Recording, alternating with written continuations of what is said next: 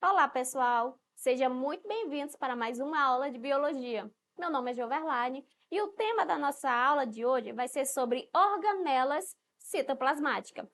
Lembrando que estamos vendo sobre células, mais especificamente a gente está estudando as partes das células. Nas aulas passadas, pessoal, a gente estava vendo sobre a membrana plasmática, que é uma estrutura que delimita, que protege a célula e que faz o controle aí da entrada e saída de substâncias para manter a célula viva, até porque ela precisa de nutrientes, oxigênio, tá certo?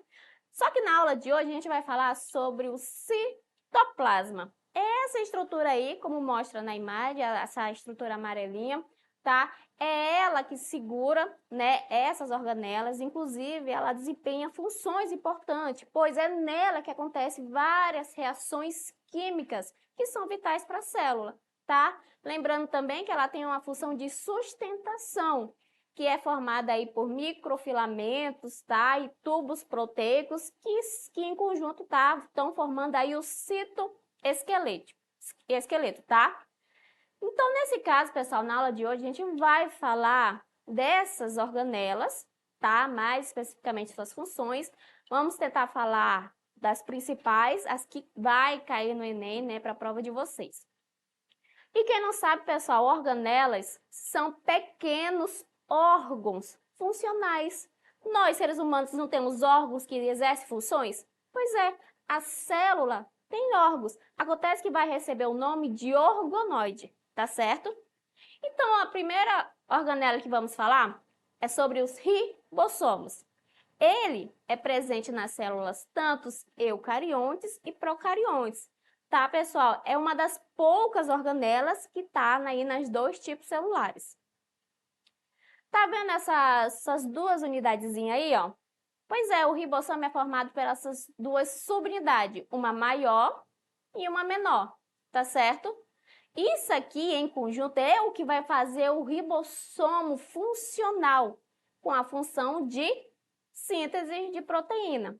Acontece, pessoal, que ele aparece tanto entre a célula, né, no citossol, como aderido a uma outra organela, que é o retículo endoplasmático, tá? Lembrando, independentemente do local que ela esteja, ela vai exercer a função de síntese de proteína. A diferença é o seguinte, que aqui, né, a proteína sintetizada aqui, ela vai para o citossol. E aqui a proteína sintetizada aqui, ela vai para o retículo endoplasmático, tá? Então, essa aí é a diferença. Mas, em compensação, a função é a mesma, tá? Temos aqui o segundo organela, tá? São microtúbulos, né, são túbulos, pessoal, delimitados por membrana, tá? Eles vão ficar perto da carioteca, tá? A função deles é o seguinte, é considerada até uma rede de distribuição, pois a partir do momento que a célula precisa de um determinado material, ele faz a elevação, ele leva esse material para o ponto de utilização. É por isso que a função dele é a função de transporte, tá? Inclusive, pessoal, ele tem dois tipos. Tem o retículo endoplasmático rugoso e o retículo endoplasmático liso. Qual é a diferença entre os dois? Primeiramente, por que ele ganha esse nome de rugoso? Porque nele estão aderidos os ribossomos. É só isso. Então, o ribossomos, ele dá essa característica de granuloso. Já o liso, ele não tem o ribossomos aderido neles. Essa é uma das diferenças, tá? Outra diferença é o rugoso, que ele também vai fazer a síntese de proteínas, que pode ir para fora ou não, tá? Já no caso do liso, ele vai fazer síntese de lipídios, por exemplo, o colesterol, tá? Ele vai fazer o processo também de desintoxicação. Como assim? Uma pessoa, né, que faz o uso de bebidas alcoólicas, até mesmo de medicamentos sedativos, de uma forma exagerada, ou então com frequência, tá? Vai haver uma proliferação muito alta desse retículo liso, e, consequentemente, a proliferação de suas enzimas, fazendo com que você tome cada vez mais o álcool. Isso se chama tolerância. Então, quando você está tomando com frequência, com o tempo vai precisar de altas doses para que consiga fazer efeito. E isso fica até de alerta para vocês que chega a beber muito, né? Tomar medicamentos sem prescrição médica, tá? Então, o retículo endoplasmático, ele tem uma tolerância aí a esses medicamentos e álcool, tá? Então, uma dessas funções deles dois são esses, tá? Um faz a síntese de lipídio e o outro a síntese de proteína. Com isso, pessoal, a gente tem um complexo de Golgi. Lembra lá da síntese de proteína que foi feita lá pelos ribossomos, né? Pelo complexo de Golgi? Vai chegar aqui, tá? Através de vesículas, aquela proteína sintetizada vai chegar aqui nesse complexo de Golgi, que é formado por sacos lameliformes, tá? Chegou aqui, pessoal, ele vai receber, porém, ele não produz a proteína, mas ele modifica essas vesículas, que dentro tem enzimas, tá? Então, ele modifica essas enzimas e, consequentemente, né, ele envia essas secreções. É por isso, pessoal, que a função dele é o quê? Receber, modificar, enviar essas secreções através das vias secretoras. O complexo de Golgi também ele vai formar os lissossomos, tá? Que é essas bolinhas que a gente vai entender no próximo slide. E também ele vai formar o acrossoma. Para quem não sabe, pessoal, o acrossoma é essa partezinha aqui, é a cabeça do espermatozoide. Ele é responsável aí para, né, romper a barreira do óvulo feminino, tá? Então, aqui está, né, também como é que são as vesículas. Vem para cá e começa. E se a célula quiser jogar para fora ou não, a decisão é dela. Então, são as vesículas cheias de secreções soltando do complexo de Golgi, tá? Com isso, pessoal, temos lissossomos. Lembra que eu falei que o complexo de Golgi, ele dá origem aos lissossomos? Você vai entender como. Primeiro, o lissossomos, a função dele é digestão intracelular. Depois que ele sai lá do complexo de Golgi, ele vai ter duas funções. Uma delas é heterofágica, que quer dizer o quê? Digere material capturado do exterior por fagocitose ou pinocitose. Como assim?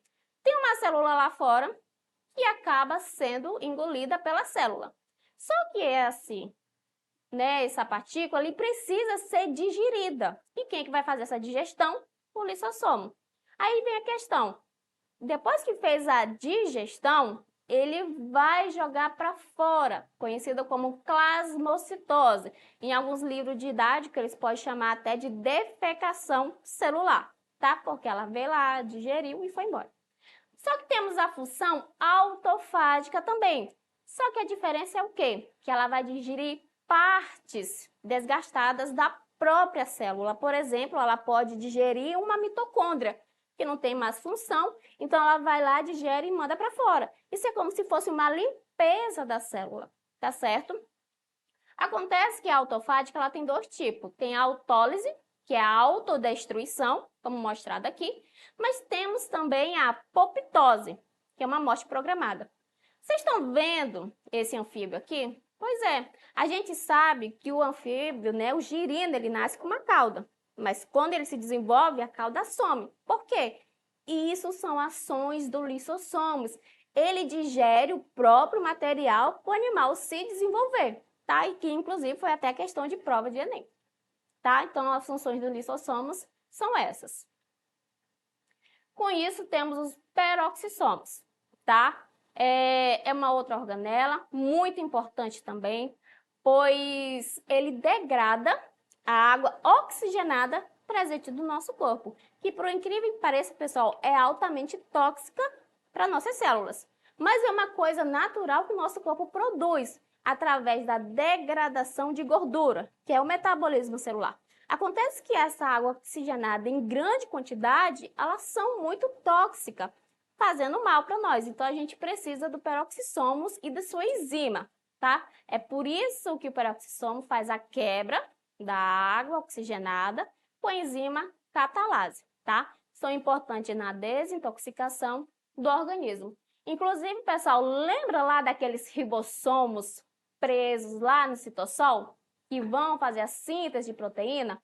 Pois é, essas proteínas vão se incorporar aos peroxissomos, que aí vai dar o início dessa enzima catalase, tá? E também faz a formação da bainha, de mielina, tá? Que é essa aqui que forma os neurônios, tá ok? Bom, e por último, tá? Temos as mitocôndrias, responsáveis pelo processo de respiração celular.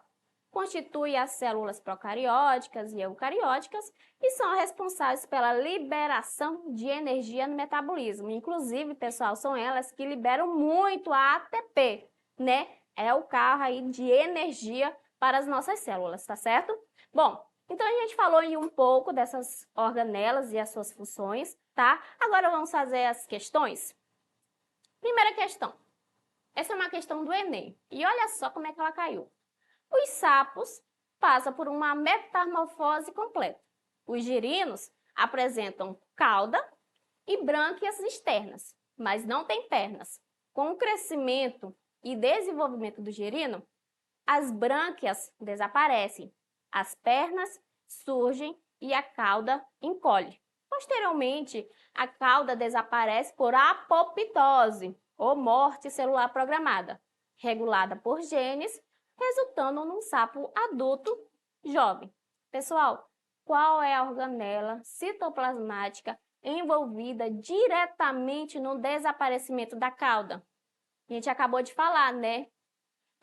Alternativa A é o ribossomo, alternativa B é o lisossomo, alternativa C, peroxissomo, alternativa D, complexo de Golgi, ou alternativa E, retículo endoplasmático. A alternativa correta é a alternativa B, né, pessoal? É o lissossomos. Inclusive, a gente acabou de falar aí sobre os lissossomos, sobre as suas funções heterofágica, autofágica, tá? Então, se você estudar, né, conhecer aí, vai tranquilo as questões. Próxima questão. Uma indústria está escolhendo uma linhagem de microalgas que otimize a secreção de polímeros comestíveis, as quais são obtidos por meio de cultura de crescimento. Na imagem, podem ser observadas as proporções, né, de algumas organelas presentes no citoplasma de cada linhagem. Pessoal, a pergunta é o seguinte: qual é a melhor linhagem para se conseguir maior rendimento de polímeros secretados no meio de cultura?